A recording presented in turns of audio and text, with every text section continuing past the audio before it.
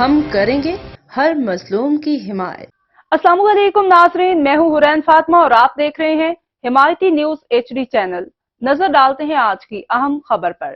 ابراہیم حیدری تھانہ کی حدود 16 ایکڑ میں قبضہ مافیا سرگرم۔ ابراہیم والد اختر کے پلاٹ پر بدنام زمانہ قبضہ مافیا کا قبضہ۔ پلاٹ نمبر D6 16 ایکڑ میں راؤ اقبال، اس کے ساتھی ملک کامران، کالا فرحان، کالا لانڈھی والا بے لگام SSP ملیر SHO ابراہیم حیدری سے اپیل کرتے ہیں غریب ابراہیم کے پلاٹ کا ان بدنام زمانہ لینڈ گریپر قبضہ مافیا راؤ اقبال کامران کالا سے آزاد کروا کر اس کے حوالے کیا جائے۔ پلاٹ کے مالک ابراہیم کا کہنا ہے کہ اگر میرا پلاٹ آزاد نہ ہوا تو کل میں کراچی پریس کلب کے سامنے اپنے آپ کو آگ لگا دوں گا۔ قانون نافذ کرنے والے اداروں سے انصاف کی اپیل۔ محمد عبید اللہ کی رپورٹ۔